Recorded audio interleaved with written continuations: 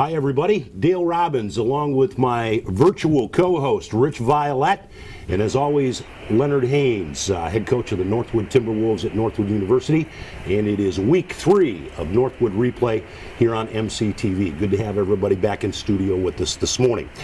Coach, we saw 2 Ohio teams back-to-back. We have been within the final couple minutes of play in each of those games at turning the tide and having a different win-loss record than we have coming into this weekend's game at home against Grand Valley at Northwood. However, you're staring at no wins and 2 losses, both out of conference. Your GLIAC starts coming up on Saturday, again hosting the number 10 team in the country at Hand Stadium. You have got to be, and you and I have talked about it, your players and I have discussed it a little bit, Rich Violette and I have talked about it a little bit.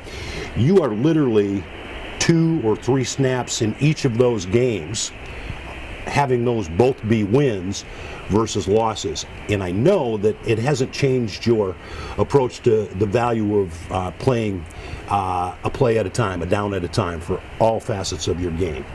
How do you come in knowing into week 3, you start your conference this weekend, how do you come in knowing that you guys are that close, but yet if you look at paper, you guys are squaring up with the teams you've faced thus far, both Tiffin and Findlay. On paper, we look like those certainly could be wins, and they're not. How do you keep your staff, and most importantly your players, vested in what this all started back in May and June of this summer in preparing for a week like you have coming up? Well, it's a constant reminder of they put a lot of hard work in. They have really put the work and effort in, and it shows on the field. And so we just haven't got some of the breaks, obviously, in football. It's the little things that count, right, and the detailed things that count, and some of the things that got away from us. But at the end of the day, we already know these guys are going to work hard. They're gonna do whatever it takes to win, and so I am satisfied with that. Obviously, I'm not satisfied with the win-loss record. No one wants to lose, right? But at the end of the day, I'm proud of these guys' effort and how they compete each and every week, and I know that they're invested because they put the work in. And when you invest in something, man, it's gonna sting, it's gonna hurt, or you're gonna celebrate real hard, right, when you have successes. And so, but for that, I'm excited about this team. I still love this team, and nothing's gonna change about this team because I love coaching this team, and we're going to keep to the process. It's too late to turn back now. Absolutely. Listen, we're kind of excited as we launch a brand new technology here at MCTV. Out scouting the state of Michigan is my co-host, Rich Violette. Coach, you driving the speed limit up there? I sure am, Dale. All right, buddy. Coach, how you doing? Doing good. Good. How you doing, Rich? Good. Good to have you along, good, pal. Hey, I got my double secret probation binoculars with me, and I'm in enemy territory. Rich is doing his real job today, so we are launching a new tech application that MCTV has incorporated for call-in. So Coach is still, Coach Violette is still my co-host, but he's a further distance than ever before for this morning's live taping of the show. So we're going to run with that. Coach, hey, you got some questions for Len? I do, Coach. Hey, another tough one down in Findlay Saturday night, for sure. Hey, it seems like the first 2 games, you and the other coaches are making great halftime adjustments. You know, we're getting down early, and then you're making those adjustments, and it's a ball game. In your opinion, what needs to be done to not get behind early in these contests? Make those adjustments before the game. if we can see what's coming, but no, it's just getting off to a fast start and being mentally dialed in, and that's what we talk to our players about. You know, defensively, you know, we just made it real simple for our guys so they can execute in the second half. It was nothing earth-shattering. Our coaches did a good job and said, let's just go with our base stuff and let's just play football. And, you know, we have a lot of young guys out there and the first-time players out there. That's just what you have to do, and then you can build on, you know, as the season goes along. Yeah, Coach, well, I can tell you there's never given this team, that's for sure. Nobody ever walks around with their heads down like they're behind the 8 ball. And that's you got to hats off to the coaches and the players for competing right to the final end.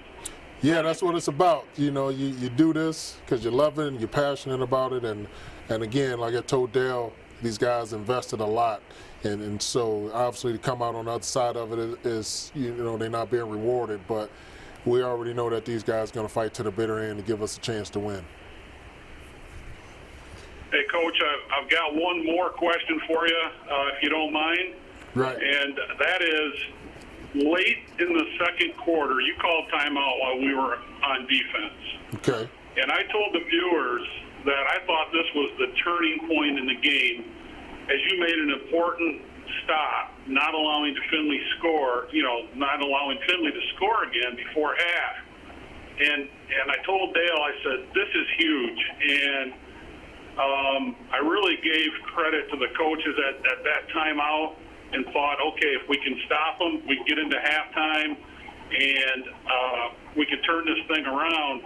What did you tell your team during that timeout, and what did you share with the team at halftime? Well, during the timeout, really, I just let the coaches, talk to their position groups, and I didn't really say anything too much, but I wanted those guys just to talk to them and share whatever they had to share with the team, and then get them back out on the field. But halftime was basically kind of my same thing. Is, hey, we got 60 minutes left. Let's give it all we have. And nothing earth-shattering, really. I mean, again, these guys are invested, so I know it means a lot to them. And so big rah-rah speech at halftime or anything like that really didn't happen. These guys just understood that, hey, we got to go out here and finish this game off. And so really it's a testament to the coaches and the team. Well, the team played outstanding, especially in that second half, and I know Dale will get into the stats, but it was definitely a tale of two halves. Yeah. And, yeah. And I will, just taking a look at that game in Findlay, I mean, they scored 31 in the first 30 minutes, and you guys shut them down in the second half. The week before, Tiffin, they only had 2 scores in the second half, and they were 2 field goals. Your second half performance is, like you said, if you come out of the chute playing the first 30, like you guys have been playing the last 30, and put that third and fourth quarter approach on the field in the first and second quarters, it seems to me, because you don't have the explosive quick score offense. You guys put together a couple of 10-play drives. You covered 90-plus yards in the game against Findlay. So possession game, you were better on the clock than them. You outrushed them. You outpassed them.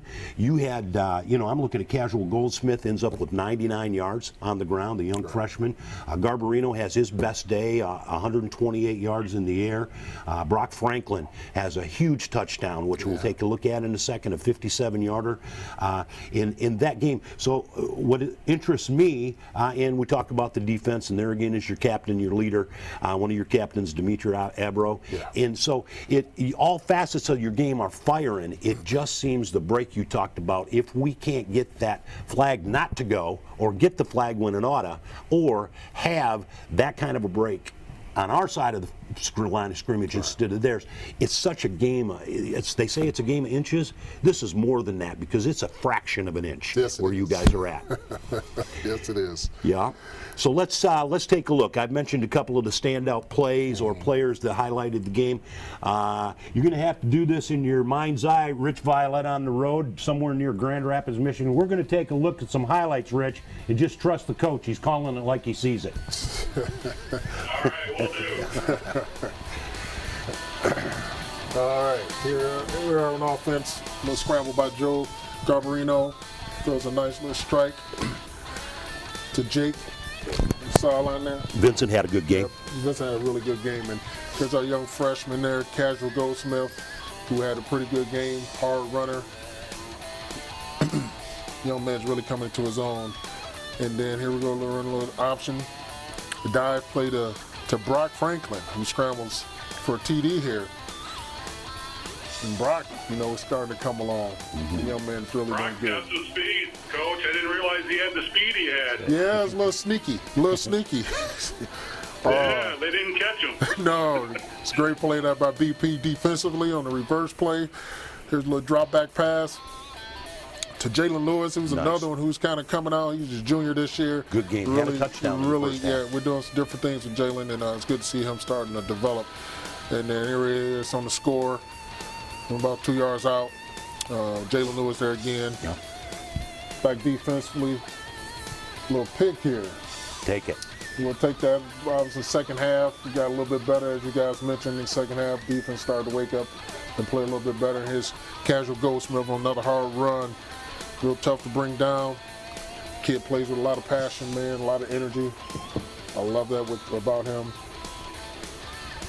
And here's Grant Dunacek on a scramble for a touchdown to get that close, that score a little bit closer, make it 21-31 in the fourth quarter. And now we're back on defense here. Where defense, Dimitri Abro comes up and make a stop. That kid is always showing up somewhere. Yep. He does a pretty good job. Great leader for our defense and our team. And here is our defense. Good pressure by Simeon Lawrence. That's your guy, Simeon Lawrence. Yeah. Sacks the quarterback. And back to offense. It's a little strike here. Joey Scramble in the end zone. Got us out of some trouble there in the end zone. Nice strike to Micah Price to get us out of that end zone. And here's our defense again, rallying to the ball. Boom. Strip. Oh, we almost had that fumble back. Sniffed it out. Yes, you did. Yes. So, like I said, our guys played well in the second half, but, we got to play for 60 minutes. There's our final score, 31-21, and you actually had a touchdown by Vincent called back on a hold that was had nothing to do with the play, did not have any bearing on the play, but Jake's 50-plus yarder got called back. That brings you within 3 with 2.5 to play. Again, it's one of those, if it falls on the other side of the fence, it's a different ball game. Yeah. You guys allowed 31 points in that, and let's go ahead and take a look at last week's results around the league, even though conference starts this Saturday. Right. You got Truman over Wayne State, 35-12. Saginaw Valley, 35-20 over Tiffin. Ashland, it's that 24-12 over Wash. Davenport 13-9 over Lake Erie, and we all know the Northwood score. Grand Valley was over Delta. Comeback win, they trailed. Yep, they trailed. The UT Pearman, that's a Texas team that Northern Michigan played, and they lost 40-9. Michigan Tech 24-19 over McKendree.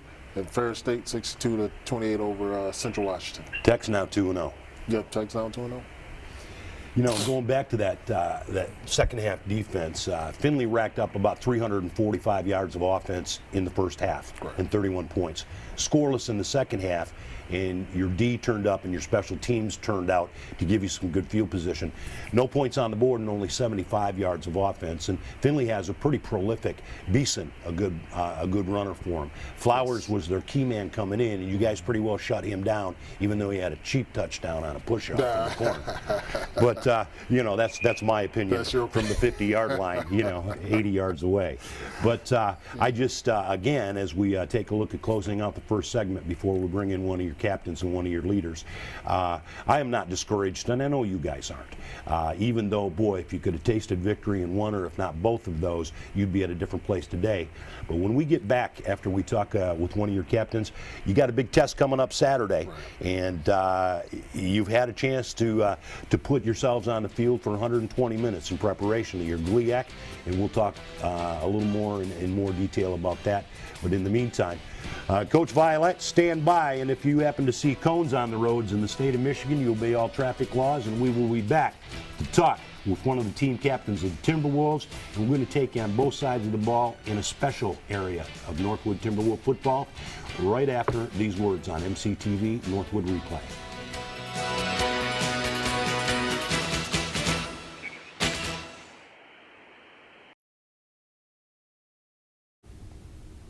Welcome back, everybody. Northwood Replay, Week 3 here in the studios of MCTV. My favorite part of the show, and this is not dissing Len and Coach Haynes, but when he brings the players in, he doesn't make them wear shoulder pads and helmets, and we put them right in front of me at the table, Rich and I, and we get a chance to meet the guys on each side of the line. In this case, we're going to welcome in fifth-year senior captain Alex Spicuzzi. And Al, you wear number 4, favorite in the program. I think Coach Violette's going to talk about you being one of his faves, as we always do, just the way you go about playing the game.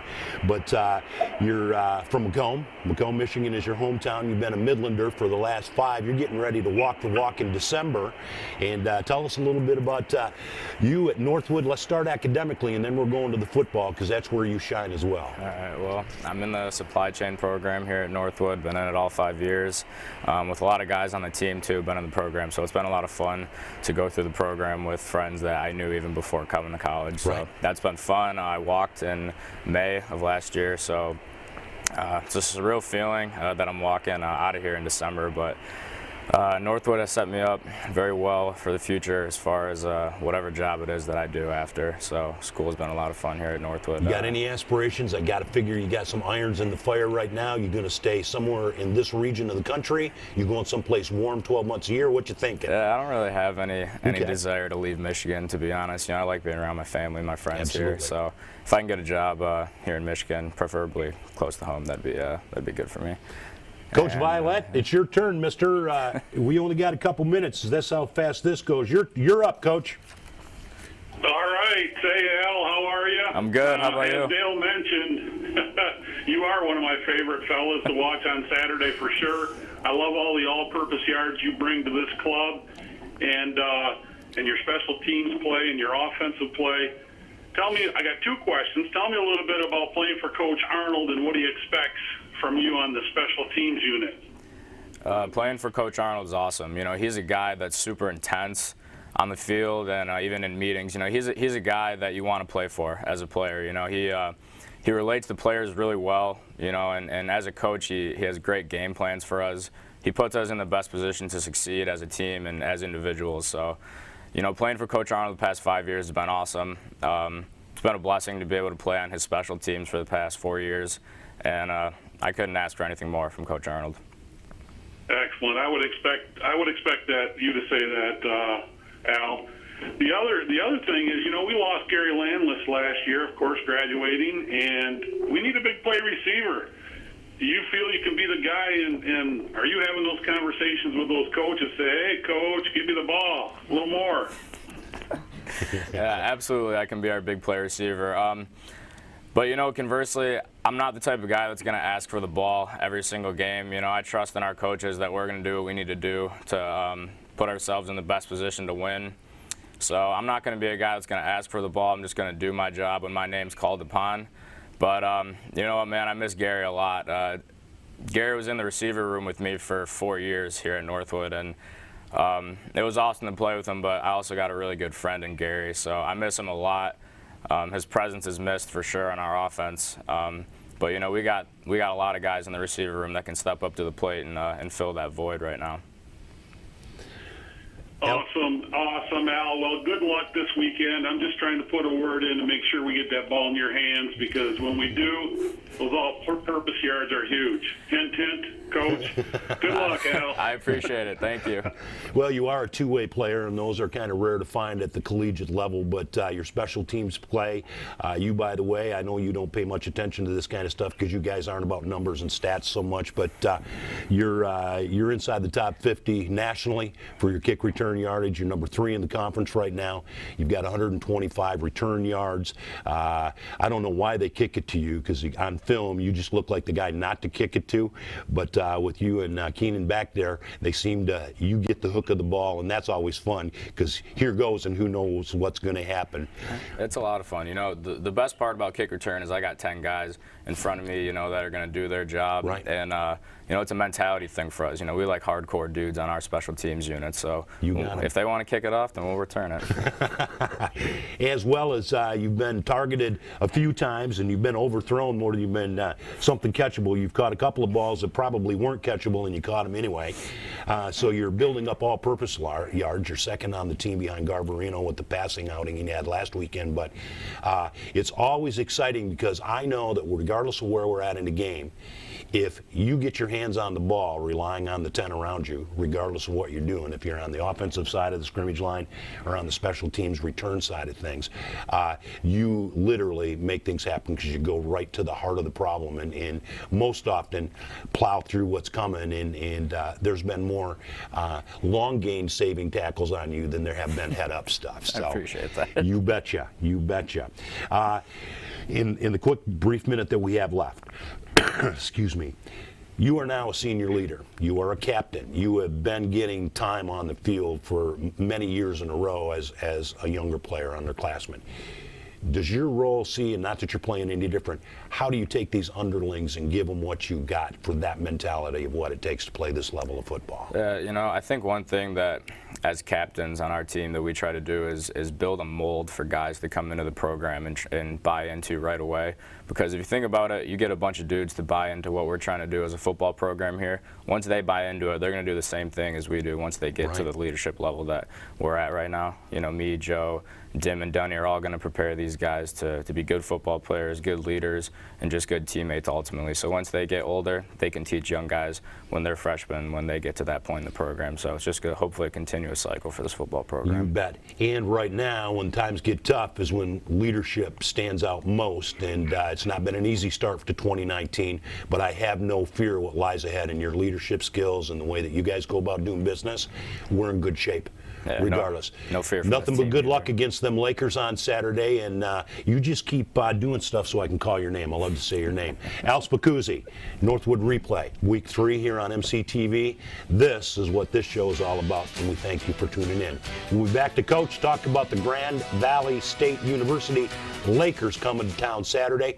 Big game, Military Appreciation Day at Northwood University. Come on, you're invited. We'll be right back.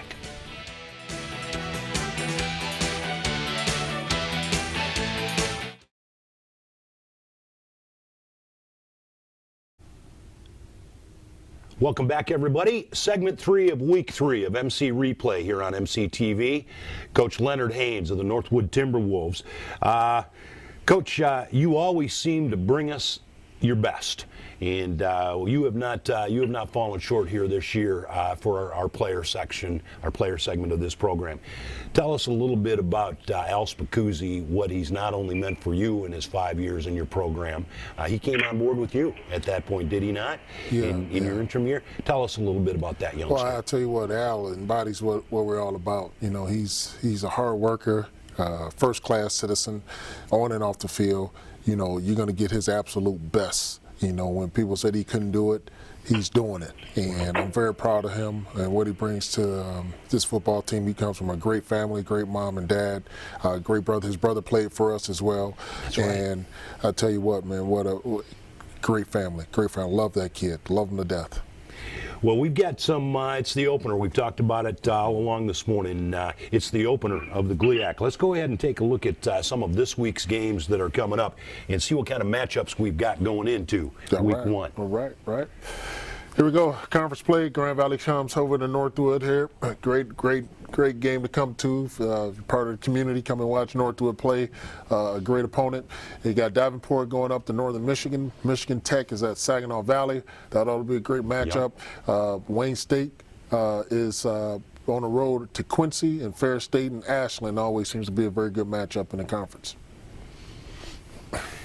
Here's our game. It's a 1 o'clock kickoff, so you're not under the lights for this one. You're at home. Yeah. They've had a pretty good run at us, as Grand Valley. They're currently sitting in the coaches poll week after week. They've been top 10. They're sitting squarely on the 10 spot, depending on which poll you look at. They bring some things to town, and we've been playing them since the late 70s. Did you play against them as a player? Yeah. Yes, did? I did. Not in the 70s. No. It was jettisoned forward a little bit. But yes, I did. I did play against Grand Valley. What do you remember about them as a player, and then Coach has Well, some they were questions? always a tough team. Always a team to beat. You know, you always they were the measuring stick, and you always wanted to beat those guys as a player and as a coach. And so they're first-class program. Matt Mitchell does a great job over there, him and his coaches, and they always seem to get some of the top talent around. Coach Violette, what do you got for Coach Haynes? Well, Coach, nothing you don't already know. They got a great defense, it looks like, and they're bringing in the National Defensive Player of the Week this week. He had 20 tackles, 2 sacks, 2 tackles for loss, and that come from behind win over Delta State. and that's senior linebacker Isaiah. I'll probably get his last name wrong, Nakansa. But how do you account for somebody like that, Coach? Well, we just have to play our game, and we know he's out there. We know they have great players all over the place, not just Isaiah. And so we just got to do our jobs. If you're assigned to block him, you got to go block him. And so it's kind of man on man, and the best man wins. And so, but there's no doubt he's a great football player. But like I said, they got a great defense. Those guys run around, they fly around. I think they do definitely a good job in what they're doing from a schematic standpoint as well. And I'll just follow up on that with a second question, and you kind of answered that a little bit, it sounds like. Their defense has an amazing 0-14 stat of not allowing a single point after giving up a turnover. I'm sure you looked at a lot of film. What is the key to their success on defense? Well, a lot of talent, a lot of speed. They got some strength up front. I think their defensive line is one of the best I've seen so far in watching film and breaking down teams. But they're great team speed and athleticism that they have at the corner spot and safety. I mean, overall, hands down, I think they were, again, the best defense I've seen so far in this conference. But that's what makes them great. So you know that you're going up against that type of a foe on the other side of football. One thing that jumped off the page at me in just 2 games is you guys are 75% successful in putting points on the board inside the 20. Your red zone percentage is phenomenal. You guys have gotten good. We just saw it twice in Findlay. You get down inside the 20, you put 14 points on the board, 14 of your 21 inside the 20-yard line. That is something that certainly you recognize and highlight. So you got a good scoring offense. Is the key to get in scoring position and work smart at that point against a defense that's stingy like Coach Violette just brought up? Yeah, it's key to get in that position so you can have some success. And, those are some of the things we work on anyway. Our coaches do a good job at creating the situations in practice. And so hopefully when we get to game situations that, we can transfer it over and we can score in games. And so obviously this is a great challenge, and it's a good challenge for us as a football team, period.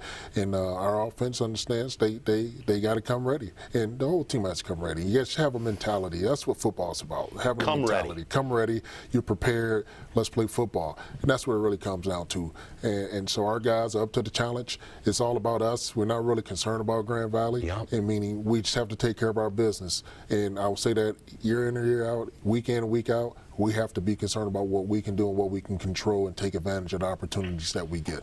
Well, it's exciting to see these underclassmen come in and have the kind of impact on your games that they do.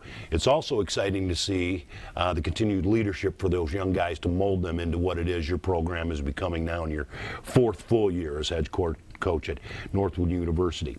We have just absolutely run out of time, but that means go to YouTube and find us on MCTV. Also, we are podcasting this. You're invited to do that. Go Northwood.com, get your live video and live stats of home games. You can listen to the radio there, and if you're on the radio, you can go to 107.7 FM, the highway, or 1490 WMPX for over 30 years, carrying Northwood Timberwolves football on their airwaves. Rich and I will not do that game. I'll wait till Saturday to introduce you who's my temporary partner for that. But I want to tell you what, Coach Violette, you have just jettisoned MCTV into the 21st century simply by being on the road and participating in this morning's show. Thanks, bud. Appreciate your willingness. Yep, loved it, every bit of it, Coach. Good luck. I know you'll come ready. I'll have an earpiece in listening on Saturday. All right. Thank you, brother. I'll send you my recruiting developments later today. I'll be looking for it. I'll be looking for it. Well, that's it for this one. Week 3 is now in the hopper. All that's left is the Battle at Hand Stadium, 1 o'clock, Midland, Michigan, Northwood University. Come see what we've built, and we ask you not only to attend the game, but go away mad from this show as well. Go away and make a difference. Have a great weekend, everybody.